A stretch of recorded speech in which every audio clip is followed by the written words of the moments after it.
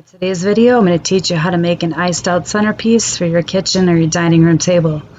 First you're going to make the frame, then you're going to set that aside and you're going to work on the ice part, and when that's done you're going to put the frame on it and finish the gems. I'll show you step by step. Thank you for watching. So the first thing I did was I traced the foam board, and now I'm going to cut it to size and I'm going to glue the larger mirrors onto the foam board.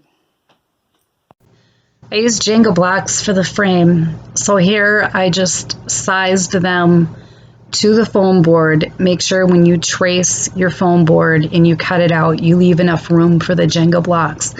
And here I'm just gluing some of them together. After this, you're going to add mirrored paper to all the Jenga blocks.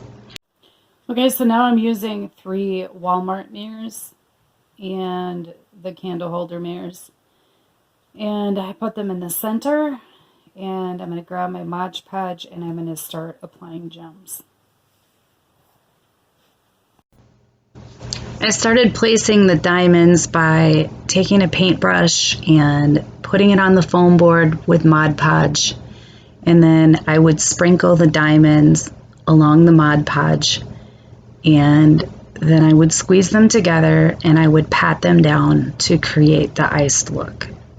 I did this around all of the mirrors on the foam board, the bottom mirrors. I used the bottom mirrors as a base. You don't have to use bottom mirrors if you don't want to. You could just use the foam board. The reason that I did it was because it created the perfect depth and height for me to go around it. And then you could see the 3 top mirrors, and it didn't look like it was glued to those mirrors, and I like that look better.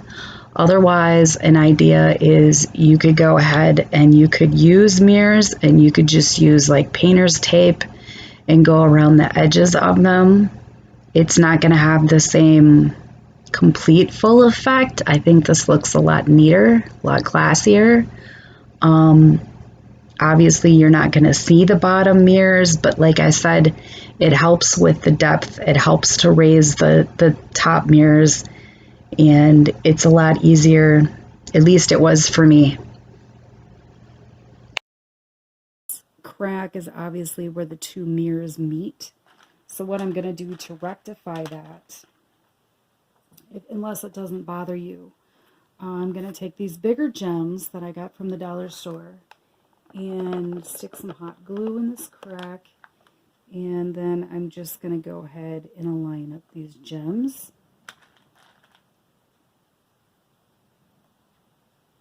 You're not always fortunate enough to find these at the dollar store, but luckily I was, so I'm going to use it.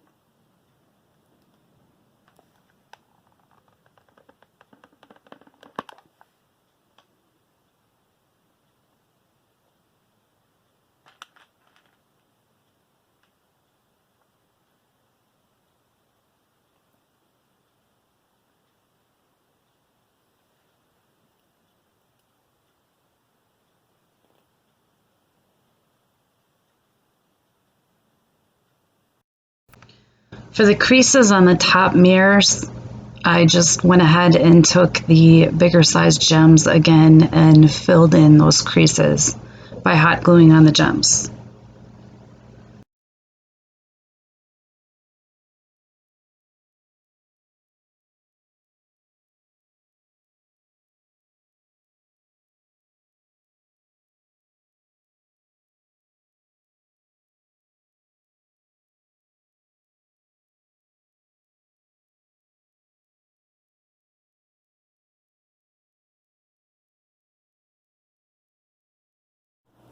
So then what I did is I hung this off my dining room table, and I just took 3 strips of bling wrap and glued them along the edge.